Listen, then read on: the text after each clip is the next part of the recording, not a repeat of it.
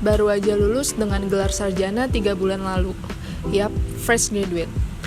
Gue ngerasa putus asa karena belum dapat kerjaan sampai hari ini. Ya walaupun keluarga gue bilang gak perlu takut karena gue masih terhitung baru aja lulus.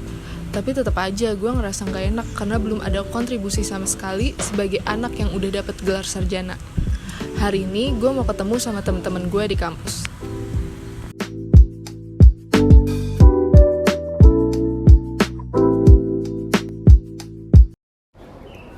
Hai Via, lu sendirian aja? Yang lain mana? Alin, iya nih baru sendiri. Ya lu tau lah teman kita ngaretnya gimana. Sekarang kabar lu gimana, Pi? Alhamdulillah sehat, baik. Lu sendiri gimana? Baik, baik juga. Duh, pada kebiasaan banget deh ngaret. Padahal gue kesini ngeluangin waktu banget. Kayaknya belakangan ini gue liat-liat lu lagi ngerjain project ya? Iya udah 2 bulanan ini gue jadi asisten fotografer. Ya masih kecil-kecilan sih, gak apa-apa lah biar sambil belajar juga. Lu sendiri gimana? Ada kesibukan apa? Ya masih gini-gini aja sih, 2 bulan lulus. Udah lamar kerja di mana-mana tapi belum dipanggil juga. Misal deh gue dulu waktu kuliah gak nyari relasi. Sekarang jadi susah nyari kerja. Gak ada yang harus disesali. Lagi juga kan kita baru lulus 3 bulan. Ya wajar sih kalau belum dapat pekerjaan. Iya sih.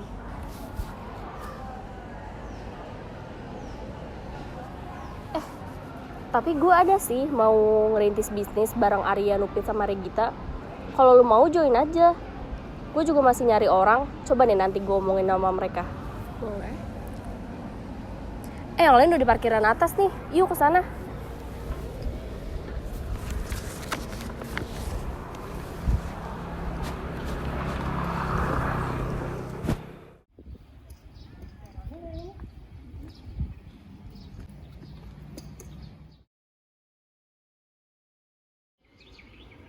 Lin, yuk geser ke kafe buat ngomongin bisnis yang tadi gue bilang ke lu.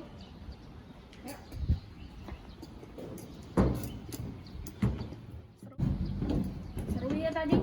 Gue baru tahu deh kalau dia kerja di situ. Iya, lumayan rame. Dia nggak nyangka juga bakalan serame ini. Itu Alin sama Pia.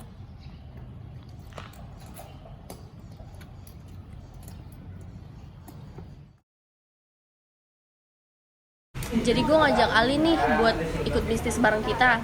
Kebetulan kan kita juga masih kurang orang nih buat kontribusi. Nah si Alin ini juga belum dapet job, jadi gue tawarin aja deh. Kalau gue setuju aja sih. Gimana dari Alinnya bersedia atau enggak? Gue bersedia sih, Pit. Kebetulan kan sekarang ini gue belum dapet job. Tapi gue masih buta nih soal bisnis. Tenang Li, nanti kita ajarin dari dasar-dasarnya. Ya udah sekalian bahas sekarang aja. Kemarin sih gue udah nyari referensi sih soal nama brand sama konveksinya juga. Nah, jadi kan kita mau produksi fashion nih. Jadi nanti kita bikin baju yang ngikutin style daripada masing-masing. Jadi nanti kita ngikutin style Regita, style Pia, Alin, dan Lupit. Nah, untuk target pemasarannya itu dari umur 15 sampai umur 30 tahun. Nah, karena target pemasaran kita anak remaja, gimana kalau nama brand kita Euphoria aja? Nanti kita promosinya lewat Instagram deh. Euforia. Itu maknanya apa? Kalau kita bikin brand, kita harus tahu dulu nih maknanya apa. Ya udah, sebentar gue cek Google dulu. Nih, di KBBI, euforia itu artinya perasaan nyaman atau perasaan gembira yang berlebihan. Nanti kita bikin mereka seneng sama brand kita. Karena stylenya nggak cuma satu, ada banyak. Tapi udah biasa nggak sih? Maksudnya kita kan harus cari nama brand yang anti mainstream gitu. Ya udah, gue udah ngasih saran nama, ada maknanya juga. Lo ada saran nggak? Loh, kok lu jadi emosi gitu sih? Kan gue cuma ngasih saran dan bertanya. Ya udah, saran nama lu apa? Kalau dari gue, saran namanya Sunset. Itu artinya biji bunga matahari. Tapi emang nggak ada maknanya karena menurut gue itu air catching aja. Tadi lu nanyanya ada maknanya atau enggak? Padahal lo sendiri juga nggak ada maknanya. Loh, ya udah kan yang penting gue udah kasih saran nama.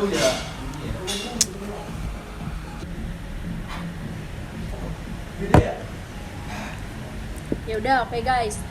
Ditampung aja dulu sarannya. Berarti buat nama brand ada Euphoria sama Sunset. Arya lanjut. Oke, berikutnya ke target nih. Mau target itu kita mau gimana nih? Mau 15 sampai 30 tahun. Gue setuju sih, karena kan kalau target pasar kita kan rentang usia kalangan dewasa atau remaja. Jadi masih cocok buat orang-orang yang nyari style-style simple tapi elegan, juga bisa dipakai buat kuliah dan kerja. Ya, oke, gue setuju sih. Iya, gue juga setuju. Lu gimana, Kit? Oke aja sih, gue setuju.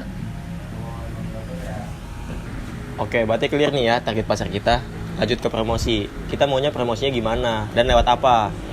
Kalau menurut gue, kita promosinya endorse aja ke influencer besar. Contohnya kayak Fadil Jaidi.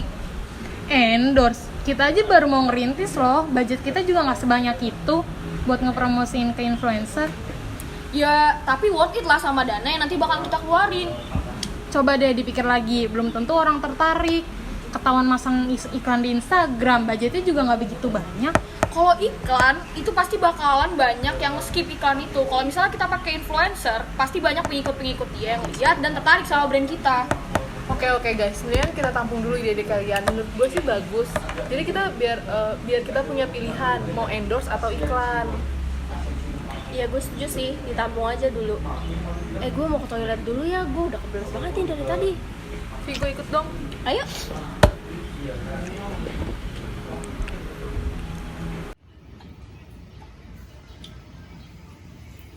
Gue gak enak deh ngeliat Niki sama Regita konflik itu. Iya, sama. Jadi berantem. Iya, padahal sih dia mereka bagus. Cuma terlalu memaksakan untuk memarahi dia.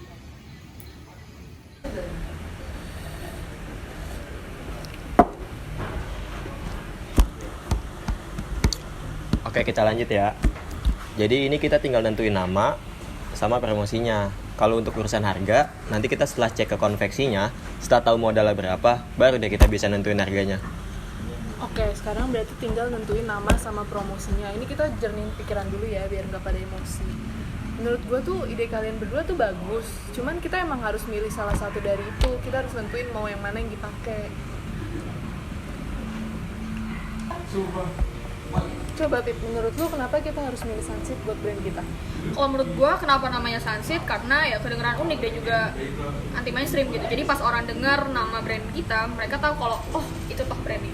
Berarti lu milih itu karena anti mainstream dan jarang orang tahu. Jujur gue juga baru tahu sih dari lu. Kalau lu sendiri gitu, kenapa kita harus euforia?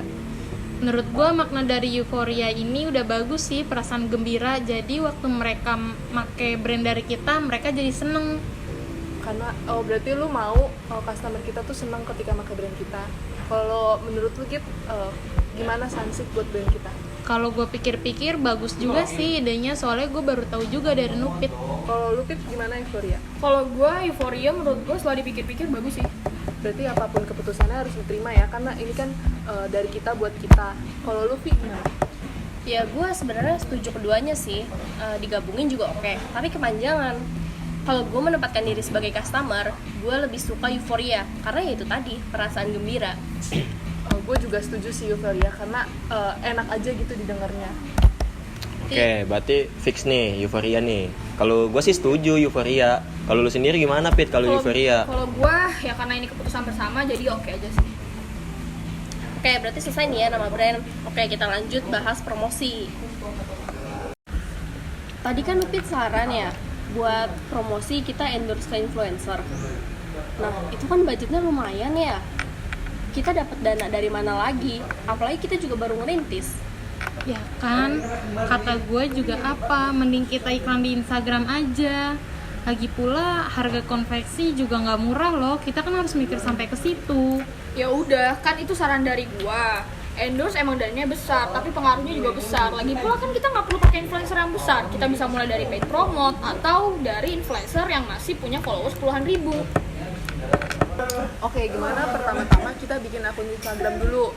Terus kita kita share ke teman-teman kita, terus kita minta tolong buat promosiin di Instastory mereka. Nah, itu bagus. Jadi kita bisa dapat promo gratis dan juga kita nggak perlu repot-repot pakai iklan Instagram.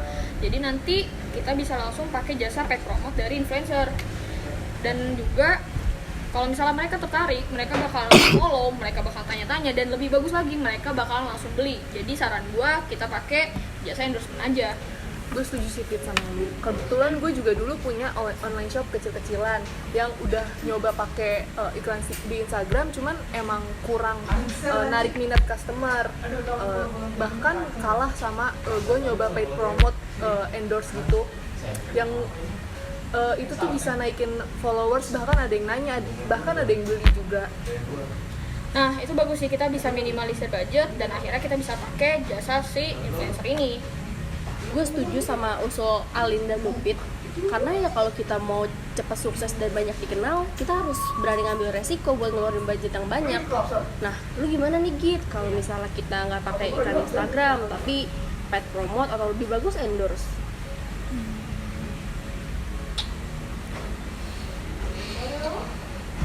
Ya udah, karena keputusan bersama dan kalian siap menerima resikonya, gue juga. Ya udah, biar nggak ada berselisih hati lagi, kita salaman dulu kali ya.